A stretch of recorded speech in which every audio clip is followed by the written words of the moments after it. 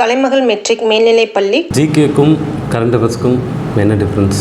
Poverty line என்ன, இன்றைக்கி inflation என்ன, இன்றைக்கி இந்தியாவோட டெட் என்ன, இன்றைக்கி என்ன மாதிரி எக்கனாமிக் பாலிசி, இன்றைக்கி என்ன கரண்ட் அக்கௌண்ட் டெபிசிட், இன்றைக்கி சோஷியல் ஸ்ட்ரக்சர் என்ன, இன்றைக்கி எம்ஜி நிறைகளை ஒரு வேலை கொடுக்குறாங்கன்னா அதோட அவுட்கம் என்ன, இதெல்லாமே ரெகுலராக கரண்டில் இப்போ நடந்துகிட்டே இருக்குது. மறுபடியும் சொல்கிறேன், இதை தாண்டி யூபிஎஸ்சிக்கு ஒரு கொஸ்டின் கேட்குறாங்கன்னா அது ரேரஸ்ட் ஆஃப் த ரேர். அந்த கொஸ்டின் கேட்குறாங்கனாலும் ஒரு ஸ்பீக்கரோட ரோல் சேஞ்ச் ஆகுது, இல்லை ஒரு லோக்சபாவோட ரோல் சேஞ்ச் ஆகுது, இல்லை ஒரு பில் பாஸ் பண்ணுறாங்க, இல்லை ஒரு ஆக்ட் பாஸ் பண்ணியிருக்காங்க, ஒரு அமெண்ட்மெண்ட் தேவை அப்படின்னா செச்சனியாவாக இருந்தாலும் சரி, ஸ்பாட் வேலையாக இருந்தாலும் சரி, டஃபராக இருந்தாலும் சரி, அந்த வருஷம் அந்த நியூஸ் பேப்பரில் குறைஞ்சது ஒரு 15 to 20 டைம் பார்த்துருக்கலாம். அந்த மாதிரி விஷயத்தை கண்டிப்பாக யூபிஎஸ்சி கேட்கவே கேட்காது.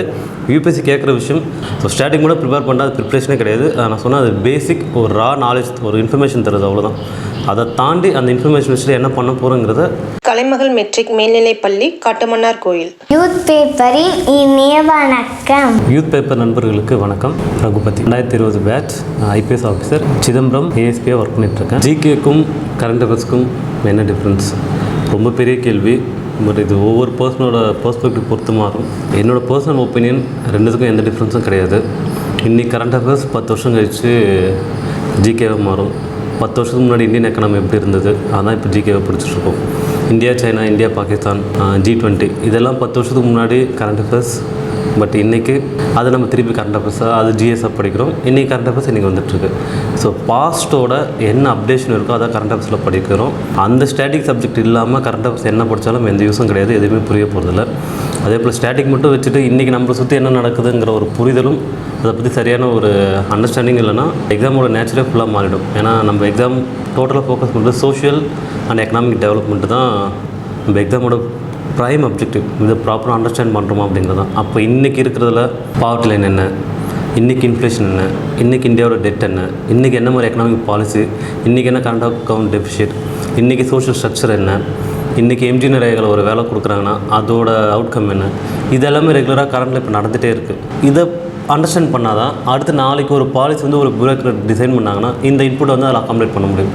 அதுக்காக தான் ஒரு ஸ்கீம், ஒரு ரிலேஷன்ஷிப், ஒரு ஸ்டேட்டஸ் அது இன்றைக்கி எப்படி இருக்குன்னு பார்த்தா தான் அதை வந்து சரியான டைரெக்ஷன் நம்ம கொண்டு போக முடியும். அதனால தான் ஏற்கனவே இருக்கிற அந்த ஸ்டாட்டிக் பார்ட்டில் அதை பேஸ் பண்ணி நடக்கிற விஷயம் தான் கரண்ட் அஃபேர்ஸ்.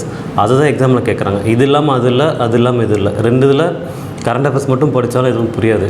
ஏன்னா ஒரு விஷயத்தை டிபெண்ட் பண்ணி தான் கரண்ட் அஃபேர்ஸ் நடந்துகிட்ருக்கு. ஒரு ஸ்பீக்கரோட ரோல் சேஞ்ச் ஆகுது, இல்லை ஒரு லோக்சபாவோட ரோல் சேஞ்ச் ஆகுது, இல்லை ஒரு பில் பாஸ் பண்ணுறாங்க, இல்லை ஒரு ஆக்ட் பாஸ் பண்ணியிருக்காங்க, ஒரு அமெண்ட்மெண்ட் தேவை அப்படின்னா அது ஏற்கனவே இருக்குது. அதை டிபெண்ட் பண்ணி தான் அதை ஒரு பேஸை வச்சு தான் இப்போ நடக்கிற எல்லா விஷயமும் நடக்குது. அப்போது ரெண்டுமே வந்து கோஎக்ஸிஸ்டிங். இது இல்லாமல் அது இல்லை, அது இல்லாமல் இதுவும் இல்லை அப்படின்ற ஒரு சுச்சுவேஷன் தான். அதனால தான் சொல்கிறேன், ஸ்டாட்டிக் புக்கில் ஆல்ரெடி இருக்கிற அந்த 20 புக்கு யார் வேணால் படிக்கலாம். பட் கரண்ட் அஃபேர்ஸ் நம்மளை சுற்றி என்ன நடந்திருக்குன்றதை நம்ம சரியாக கவனிக்கணும்.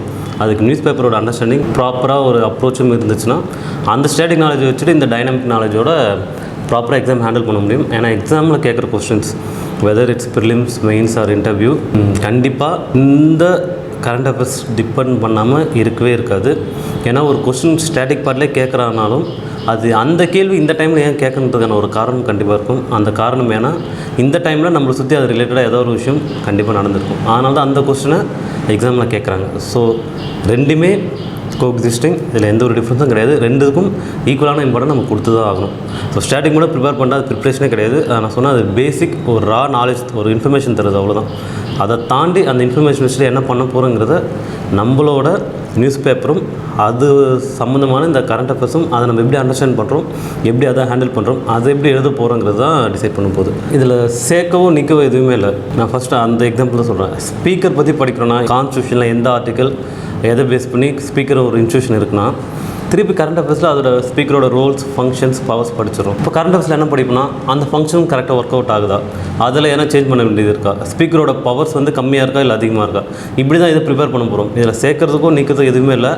அதுதான் கண்டினியூஷன், அதுதான் ஒரு ஹோலிஸ்டிக்காக ஒரு டாப்பிக்காக படிக்கிறோம். இல்லை ஸ்டாட்டிக்கில் படித்து முடிச்சுட்டேன், கரண்ட் அஃபேர்ஸ் எப்படி ஆட் பண்ணுறதுலாம் இல்லை. ஸ்டாட்டிக்கில் ஒரு பேசிக் ஒரு நாலேஜ் இருக்குது, அதோட அப்டேஷன் தான். அது இப்போ எப்படி சேஞ்ச் ஆகிருக்குங்கிறது தான் வந்து கரண்ட் அஃபேர்ஸ். அதனால் இதில் சேர்க்கறதோ நீக்கிறதோ இல்லை. ஒரு பேசிக் நோட்ஸ் வச்சுருக்கோன்னா கரண்ட் அஃபேர்ஸில் படிக்கிறோம். அதில் ஒரு இம்பார்ட்டண்டாக ஒரு அமெண்ட்மெண்ட் ப்ரொப்போஸ் பண்ணுறாங்க, இல்லை ஏதாச்சும் ஒரு சேஞ்ச் இதில் இருந்தால் நல்லாயிருக்கும் ப்ரொப்போஸ் பண்ணுறாங்கன்னா just 1 point 2 point extra add ஆக போகுது. அப்போ அந்த ஃபங்க்ஷன்ஸே பவரே படிக்கும்போது இது இந்த மாதிரி இப்போ சேஞ்ச் பண்ண போகிறாங்க, இல்லை இது இந்த மாதிரி சேஞ்ச் ஆகினா நல்லாயிருக்கும் அப்படின்னு ஃபீல் பண்ணுறாங்கன்னா ஜஸ்ட் இதை மட்டும் தான் நம்ம ஆட் பண்ண போகிறோம். இல்லை பெருசாக இருக்கிறது கொஞ்சம் ட்ரான்ஸ்ஃபர்மேஷன் ஆக சான்சஸ் இருக்குது, அவ்வளோதான். இது தாண்டி இதில் வேறு எதுவும் பெருசாக இல்லைன்னு நினைக்கிறேன். இன்டர்நேஷ்னல் லெவலில் நம்ம எக்ஸாம் கேட்குற கொஸ்டினுக்கு எந்த ஒரு பவுண்ட்ரியுமே கிடையாது. ஆனால் ஒரு நல்ல விஷயம், நியூஸ் பேப்பரில் எந்த இஷ்யூ ரெகுலராக அப்பியர் ஆகுதோ, செச்சனியாவாக இருந்தாலும் சரி, ஸ்பாட் வேலையாக இருந்தாலும் சரி, டஃபாராக இருந்தாலும் சரி, அந்த வருஷம் அந்த நியூஸ் பேப்பரில் குறைஞ்சது ஒரு 15லேருந்து 20 டைம் பார்த்துருக்கலாம். காசா ஸ்ட்ரைப்பாக இருக்கட்டும், இல்லை மெடிட்டேரியன் சீயை பற்றி கொஸ்டின் வருதுன்னா அந்த ரீஜனில் அந்த ஏரியாவில் கண்டினியூஸாக ஏதோ ஒரு விஷயம் நடந்துகிட்டே இருக்குது. அந்த விஷயம் ஏதோ ஒரு ரீசனுக்காக ஸ்பாட்லைட்டில் இருந்துகிட்டே இருக்குது. அப்படி இருக்கிற விஷயத்தை மட்டும்தான் யூபிஎஸ்சி கேட்கும். அதை தாண்டி ஏதோ ஒரு விஷயம் எங்கேயோ ஒரு இடத்துல எக்ஸப்ஷன்ஸ் கண்டிப்பாக இருக்குது, இல்லைன்னு சொல்ல முடியாது. ஏதோ ஒரு விஷயம் எங்கேயோ ஒரு இடத்துல ஐசோலேட்டடாக நடந்துருச்சு, அதனால் வேர்ல்டு லெவலில் ஒரு பிக் இம்பாக்ட் எதுவும் இல்லை, அதை பற்றி யாருமே யோசிக்கல அப்படின்னா அந்த மாதிரி விஷயத்தை கண்டிப்பாக யூபிஎஸ்சி கேட்கவே கேட்காது. யூபிஎஸ்சி கேட்குற விஷயம் அது ஸ்பாட்லைட்டில் அந்த இஷ்யூ இருந்துகிட்டே இருக்கும். டர்ஃபார் இருந்துச்சுன்னா சவுத் சூடானில் இஷ்யூ நடந்துகிட்டே இருந்துச்சு, ஸ்வாட் வேலி இருந்துச்சுன்னா பாகிஸ்தானில் இஷ்யூ இருந்துகிட்டே இருந்து, செச்சனியா கேட்டாங்கன்னா செச்சனியா ஒரு 15 டைமாக குறைஞ்ச நியூஸில் இருந்துகிட்டே இருக்கும். ஸோ இந்தமாதிரி கண்டினியூஸாக நியூஸில் இருந்து எல்லாரோட அட்டென்ஷனும் கேட்ச் பண்ணுது. அதை பற்றி வேர்ல்டு வைடு ஒரு பெரிய ஒரு டிஸ்கஷனும் டெலிபரேஷனும் இருக்குன்னா கண்டிப்பாக அந்த மாதிரி இன்டர்நேஷ்னல் இஷ்யூ தான் யூபிஎஸ்சி கேட்பாங்க. அதுதான் சொல்கிறேன், பேசிக்காக இந்த மாதிரி கொஸ்டினை நியூஸ் பேப்பரில் ஹெட்லைனை படித்தாலே இந்த மாதிரி கேள்விக்கு கண்டிப்பாக பதில் சொல்ல முடியும். For example, world economic Outlook இந்த ரிப்போர்ட் யார் ரிலீஸ் பண்ணுறாங்கன்னு கேட்குறாங்கன்னா, வேர்ல்டு எக்கனாமிக் அவுட்லுக்கோட ரிப்போர்ட்டை பற்றி அதோட இம்பேக்ட் இந்தியாவில் என்ன, வேர்ல்டு லெவலில் என்ன மாதிரி ஒரு எக்கனாமிக் க்ரோத் இருக்க போகுதுங்கிறத அந்த ரிப்போர்ட்டை பேஸ் பண்ணி ஒரு 10 நாளாச்சும் ஒரு 10 ஆர்டிகளோ 15 ஆர்டிகளோ இதை பேஸ் பண்ணி எழுதியிருப்பாங்க. அப்படி கேட்கும்போது மட்டும்தான் அந்த கொஸ்டின் யூபிஎஸ்சியில் கேட்குறாங்க. இந்த ஒரு ப்ராப்பரான ஒரு அண்டர்ஸ்டாண்டிங், ஈவன் எக்கனாமி மட்டும் இல்லை, இதுவும் இல்லை, இன்டர்நேஷ்னல் ரிலேஷன் மட்டும் இல்லை, சயின்ஸ் அண்ட் டெக் ஒரு கொஸ்டின் கேட்குறாங்க அப்படின்னா அதில் ஒரு மிகப்பெரிய ஒரு மாற்றம் அந்த ஒரு இன்வென்ஷனாலேயோ ஒரு டிஸ்கவரியாலேயோ நடக்க போகுது. அதை பற்றி டிஸ்கஸ் பண்ணிகிட்டு இருக்காங்க. அதோட ப்ராக்டிக்கல் அப்ளிகேஷன் யாருமே இதுக்கு முன்னாடி எதிர்பார்க்காத அளவு ஒரு ப்ராக்டிக்கல் அப்ளிகேஷன் இருக்குன்னா அந்த மாதிரி கொஸ்டின் தான் யூபிஎஸ்சி கேட்பாங்க. ஸோ அதுதான் சொல்கிறேன், இது எல்லாத்துக்குமே பேசிக் நியூஸ் பேப்பர் நாலேஜ் இருந்தாலே ஓகே, இது நம்ம பார்த்துருக்கோம், இது நம்மளுக்கு தெரிஞ்சிருக்கின்ற ஒரு அண்டர்ஸ்டாண்டிங் வந்துடும். ஒரே விஷயத்தை 10 டைம் 15 டைம் ரெகுலராக படிச்சுருக்குன்னா கண்டிப்பாக அதை திருப்பி மகப் பண்ணுற அவசியம் கிடையாது. 15 நாள் ஒரே விஷயம் படிக்கணும்னா ஆட்டோமேட்டிக்காக நம்ம மைண்டில் கிளியராக இருந்துடும். இதுதான் யூபிஎஸ்சியோட எக்ஸ்பெக்டேஷன். மறுபடியும் சொல்கிறேன், இதை தாண்டி யூபிஎஸ்சிக்கு ஒரு கொஸ்டின் கேட்குறாங்கன்னா அது ரேரஸ்ட் ஆஃப் த ரேர். அந்த கொஸ்டின் கேட்குறாங்கனாலும் கண்டிப்பாக அதுக்கு பின்னாடி ஏதாச்சும் ஒரு காரணம் இருக்குன்னு தான் அர்த்தம். அதை மட்டும் தெரிஞ்சுட்டா போதும். அது ரிப்பீட் ஆகுது மட்டும் கிடையாது, அந்த விஷயம் ஸ்பாட்லைட்டில் கண்டிப்பாக இருக்கணும். அந்த விஷயத்தை பற்றி குளோபல் லெவலில் ஒரு பெரிய டிஸ்கஷனோ ஒரு டெலிபரேஷனோ கண்டிப்பாக இருக்கும். அந்த மாதிரி ஒரு விஷயத்தை மட்டும்தான். ஃபார் எக்ஸாம்பிள், பிளாக் சீல இப்போ என்ன நடந்துட்டுன்னு நமக்கு நல்லாவே தெரியும். மெடிட்டேரியனில் என்ன நடந்துட்டுன்னு நமக்கு தெரியும். டர்க்கி நியூஸில் வந்துன்னா ஈஸ்டர்ன் யூரோப்புக்கும் வெஸ்டர்ன் யூரோப்புக்கும் என்ன இஷ்யூ, அந்த மாதிரி ரெகுலராக நியூஸில் இப்போது மைக்ரன்ஸ் இஷ்யூ வந்துச்சுன்னா கண்டிப்பாக Turkey comes in play. So இந்த மாதிரி ஒரு இம்பார்ட்டண்ட்டான ஒரு குளோபல் லெவலில் ஒரு டிஸ்கஷனை செட் பண்ணுற ஒரு இஷ்யூ தான் கண்டிப்பாக கேட்பாங்க. கலைமகள் மெட்ரிக் மேல்நிலைப்பள்ளி காட்டுமன்னார் கோயில்.